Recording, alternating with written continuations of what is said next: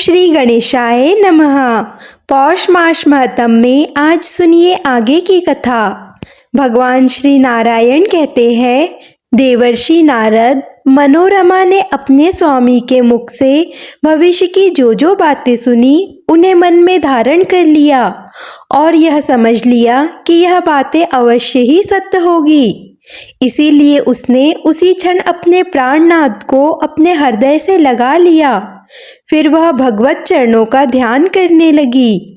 तब उसने योग द्वारा षट चक्र का भेदन करके वायु को मूर्धमय में स्थापित किया और चंचल मन को जल के बुलबुलों के सदृश क्षणभंगुर विषयों से खींचकर ब्रह्मरंध्र में स्थापित सहस्त्र दल संयुक्त कमल पर स्थापित करके उसे ज्ञान द्वारा निष्कल ब्रह्म में बांध दिया। फिर उसके बाद निर्मूल और पुनर्जन्म रहित विद कर्म का परित्याग करके उसने वही प्राण भी त्याग दिए, परंतु प्राणों से अधिक प्रिय राजा को नहीं छोड़ा। उसके बाद राजा तरह तरह के करुण विलाप करके फूट फूट कर रोने लगे।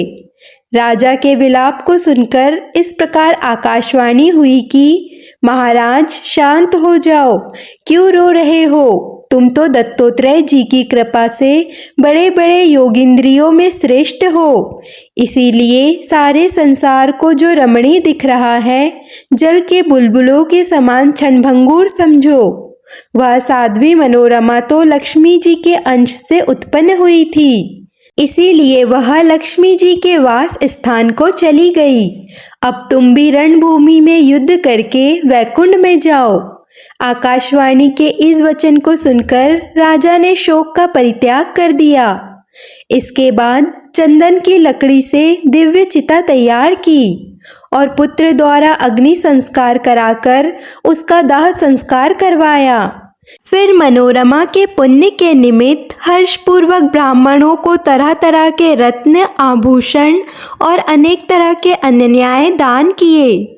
मुने उस अवसर पर कार्तवीर के आश्रम में सर्वदा निरंतर यही शब्द होता था कि दान दो और खाओ। उस समय राजा के द्वारा अधिकृत कोशी में जो दान मौजूद था, उसने मनोरमा के पुण्य के निमित्त हर्षपूर्वक ब्राह्मणों को दान कर दिया। इसके बाद असंख्य बाजों और सैन्य समूहों को साथ लेकर राजा दुखी हृदय से युद्ध भूमि के लिए प्रस्थान कर गया। आगे बढ़कर यद्यपि राजा को प्रत्येक मार्ग में अमंगल ही अमंगल दर्शन हुए, फिर भी वह रण क्षेत्र की ओर बढ़ता ही गया, वापस राजधानी को नहीं लौटा। वह युद्ध भूमि में परशुराम जी को देखकर वह तुरंत रथ से उतर पड़ा और भक्ति पूर्वक बड़े बड़े राजाओं के साथ दंड की भांति भूमि पर लेटकर उन्हें प्रणाम किया। तब परशुराम जी ने तुम स्वर्ग में जाओ ऐसा राजा को अपना अभिष्ट आशीर्वाद दिया। अब परशुराम जी कहने लगे, अरे धर्मिष्ठ राजेंद्र, तुम तो चंद्रवंश में उत्पन्न हुए हो और श्री विष्णु के अंशभूत बुद्धिमान दत्तोत्रेय जी के शिष्य हो। तुम स्वयं विद्वान और वेदज्ञों के मुख से तुमने वेदों का श्रवण भी किया है, फिर भी तुम्हें इस समय सज्जनों को विडंबित करने वाली दुर्बुद्धि कैसे उत्पन्न हो गई? तुमने पहले लोभवश निर्ब्राह्मण की हत्या कैसे कर डाली, जिसके कारण सती साध्वी ब्राह्मणी शोक संतप्त होकर पति के साथ सती हो गई। हे राजन, इन दोनों के वध से परलोक में तुम्हारी क्या गति होगी? कपिला कहाँ गई? तुम कहाँ गए? विवाद कहाँ गया? और मुनि कहाँ चले गए? परंतु एक विद्वान राजा ने जो कर्म कर डाला, वह तो हलवाहा भी नहीं कर सकता। मेरे धर्मात्मा पिता ने तो तुम जैसे राजा को उपवास करते देखकर भोजन कराया था और तुमने उन्हें वैसा फल दिया।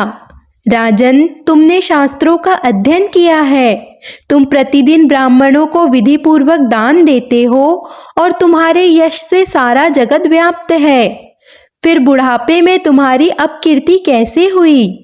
सुनकर राजा कहने लगा, हे राम, आप श्री हरि के अंश, हरि के भक्त और जितेंद्रिय है। मैंने जिनके मुख से धर्म श्रवण किया है, आप उनके गुरु के भी गुरु है।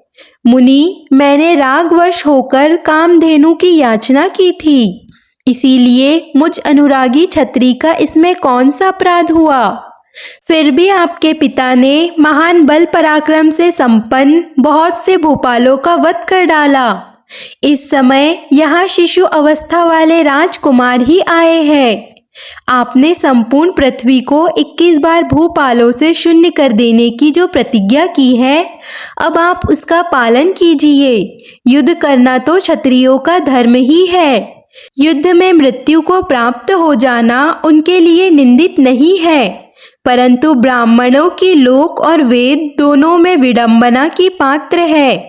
वाणी ही जिनका बल है और तप ही जिनका धन है, उन ब्राह्मणों की शांति ही प्रत्येक युग में स्वास्थ्य कारक कर्म है। ऐसा कहकर राजा शांत हो गया। उसके उस वचन को सुनकर सभी लोग भी मौन हो गए। फिर परशुराम जी के सभी भाई, जो बड़े शूरवीर तथा हाथों में अत्यंत तीखे शस्त्र धारण किए थे, उनकी आज्ञा से युद्ध करने के लिए आगे बढ़े। तब जो स्वयं मंगल स्वरूप तथा मंगलों का आश्रय स्थान था, उस महाबली मत्स्यराज ने भी उन सबको युद्धोन्मुख देखकर, अर्थात युद्ध के लिए तत्पर देखकर युद्ध करना आरंभ कर दिया। उस राजा ने बाणों का जाल बिछाकर उन सभी को रोक दिया। तब जमदग्नि के पुत्रों ने उस बाण समूह को छिन्न भिन्न कर डाला। मुने, राजा ने सैकड़ों सूर्य के समान प्रकाशमान दिव्यास्त्र चलाए, परंतु मुनि ने महेश्वरास्त्र के द्वारा खेल ही खेल में उसे काट डाला। फिर से मुनियों ने दिव्यास्त्र द्वारा राजा के बाण सहित धनुष, रथ, सारथी और कवच को भेद डाला। इस प्रकार राजा को शस्त्रहीन देखकर मुनियों को बड़ा हर्ष हुआ। तब उन्होंने मत्स्यराज का वध करने की इच्छा से शिवजी का त्रिशूल हाथ में उठाया। त्रिशूल चलाते समय आकाशवाणी हुई कि हे ब्राह्मणों, शिवजी का यह त्रिशूल अमोघ है, इसे मत चलाओ, क्योंकि मत्स्यराज के गले में सर्वांग की रक्षा करने वाला शिवजी का दिव्य कवच बंधा है, जिसे पूर्ण काल में दुर्वासा जी ने दिया था। इसीलिए पहले राजा से उस प्राण दान करने वाले कवच को मांग लो। मुने, फिर परशुराम जी ने त्रिशूल चलाकर राजा पर चोट की, परंतु राजा के शरीर से टकराकर उस त्रिशूल के 100 टुकड़े हो गए। तब आकाशवाणी सुनकर महान पराक्रमी जमदग्नि नंदन परशुराम जी ने श्रृंगधारी सन्यासी का वेश धारण करके राजा से कवच की याचना की। राजा ने ब्रह्मांड विजय नामक उस कवच को उन्हें दे दिया। उस कवच को लेकर परशुराम जी ने पुनः त्रिशूल से ही प्रहार किया, जिसके आघात से मत्स्यराज, जो चंद्रवंश में उत्पन्न गुणवान और महाबली था, जिसके मुख की कांति सैकड़ों चंद्रमा के समान थी, धरती पर गिर पड़ा। नारद, युद्ध में सराज के गिर जाने पर महाराज कार्तवीर के भेजे हुए वह दल सोमदत्त, विदर्भ, मिथिलेश्वर, मगधाधिपति और कानी कुंज, स्वराष्ट्र, महाराष्ट्र और कालिंग आदि के सैकड़ों राजा 12 अक्षौणी सेना के साथ वहां आए, परंतु परशुराम जी ने उन सबको रणभूमि में सुला दिया। ये देखकर 1 लाख नरपतियों के साथ 12 अक्षौणी सेना लेकर राजा सुचंद्र रणस्थल में आए। सुचंद्र के साथ भयानक युद्ध हुआ, पर वे परास्त नहीं हो सके। तब परशुराम जी ने देखा कि मुंडमाला धारण किए हुए भयंकर जगत जननी भद्रकाली उनकी रक्षा कर रही है। यह देखकर परशुराम जी ने शस्त्रों का त्याग करके महामाया की स्तुति आरंभ कर दी। परशुराम जी बोले, आप शंकर जी की प्रियतमा पत्नी है, आपको नमस्कार है। सार स्वरूपा, आपको बारंबार प्रणाम है। दुर्गति नाशिनी को मेरा अभिवादन है। माया रूपा, आपको मैं बारंबार सिर झुकाता हूँ। जगत धात्री को नमस्कार नमस्कार, जगत कत्री को पुनः पुनः प्रणाम, जगत जननी को मेरा नमस्कार है। सृष्टि का संहार करने वाली, हे जगत माता प्रसन्न होइए। मैं आपके चरणों की शरण ग्रहण करता हूँ। मेरी प्रतिज्ञा सफल कीजिए। मेरे प्रति आपके विमुख हो जाने पर भला कौन मेरी रक्षा कर सकता है। भक्तवत्सले हे शुभे, आप मुझ पर कृपा कीजिए। सुमुखी, पहले शिवलोक में आप लोगों ने मुझे जो वरदान दिया था, उस वर को अब आपको सफल करना ही चाहिए। परशुराम जी द्वारा की गई इस स्तुति को सुनकर अंबिका जी का मन प्रसन्न हो गया और भय मत करो ऐसा कहकर वे वही अंतर्ध्यान हो गई। जो मनुष्य भक्ति पूर्वक इस परशुराम कृत स्तोत्र का पाठ करता है, वह अनायास ही महान भय से मुक्त हो जाता है। वह त्रिलोक में पूजित, त्रैलोक के विजय ज्ञानियों में श्रेष्ठ और शत्रु पक्ष का विमर्ण करने वाला हो जाता है। इसी बीच ब्रह्मा जी धर्मात्मा में श्रेष्ठ भृगुवंशी परशुराम जी के पास आकर उनसे इस रहस्य का वर्णन करने लगे कि महाभाग्य राम, अपनी प्रतिज्ञा सफल करने के लिए पहले तुम सुचंद्र की विजय के हेतु भूत रहस्य का मुझसे श्रवण करो। पूर्व काल में दुर्वासा ने सुचंद्र को दक्षाशरी महाविद्या तथा भद्रकाली का परम दुर्लभ कवच दिया था। भद्रकाली का कवच देवताओं के लिए भी अत्यंत दुर्लभ है। वह कवच संपूर्ण शत्रुओं का विनाश करने वाला, अत्यंत पूजनीय, प्रशंसनीय और त्रिलोकी पर विजय पाने का कारण है। वह कवच जिसके गले में वर्तमान है, उसे जीतने के लिए भूतल पर तुम कैसे समर्थ हो सकते हो। इसीलिए भार्गव, तुम भिक्षा के लिए जाओ और राजा से प्रार्थना करो। सूर्यवंश में उत्पन्न हुआ वह राजा परम धर्मात्मा और दानी है। मांगने पर वह निश्चय ही प्राण कवच मंत्र आदि सब कुछ दे डालेगा। मुने, तब परशुराम जी सन्यासी का वेश धारण करके राजा के पास गए और उससे उन्होंने मंत्र तथा परम अद्भुत कवच की याचना की। तब राजा ने अत्यंत आदरपूर्वक उन्हें मंत्र और कवच दे दिया। फिर परशुराम जी ने शंकर जी का त्रिशूल उस राजा पर चला दिया और उसका अंत कर दिया।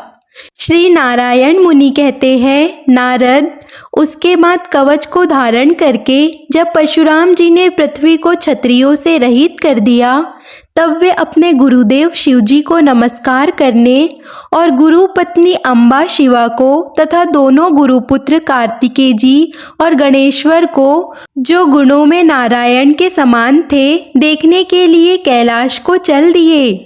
वे भृगुवंशी महात्मा मन के समान वेगशाली थे, इसीलिए उसी क्षण कैलाश पर जा पहुँचे।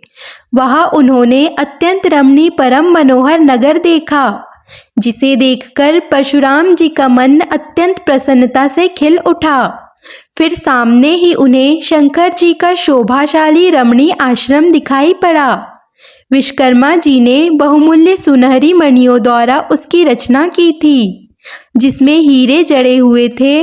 वह 15 योजन ऊंचा और 4 योजन विस्तृत था।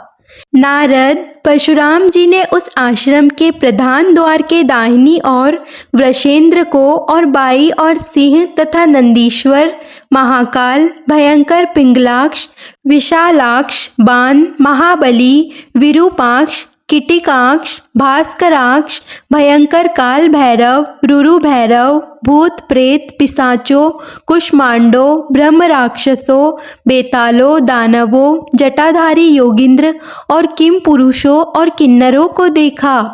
उन्हें देखकर भृगुनंदन ने उनके साथ वार्तालाप किया। फिर नंदिकेश्वर की आज्ञा लेकर वे प्रसन्न मन से भीतर घुसे। परशुराम जी ने वहाँ एक भीतरी द्वार देखा, जो तरह तरह की चित्रकारी से चित्रित तथा हीरे मोतियों की गुथी हुई मालाओं से सुशोभित था। उसकी बाई और कार्तिकेय जी और दाहिनी और गणेश जी तथा शिवतुल पराक्रमी विशालकाय वीरभद्र दिखाई पड़े। नारद, वहाँ प्रधान पार्षद और क्षेत्रपाल भी रत्न भरणों से विभूषित होकर रत्न निर्मित सिंहासन पर बैठे हुए थे। नारद, फिर परशुराम जी द्वार के अंदर जाने लगे। तब गणेश जी उन्हें रोकने का प्रयास करने लगे। इसके आगे जो कुछ भी हुआ उसका वृत्तांत आप अगले अध्याय में सुनेंगे। कथा को अंत तक सुनने के लिए आपका धन्यवाद। वीडियो को लाइक, कमेंट, शेयर जरूर कीजिए। जय श्री कृष्णा।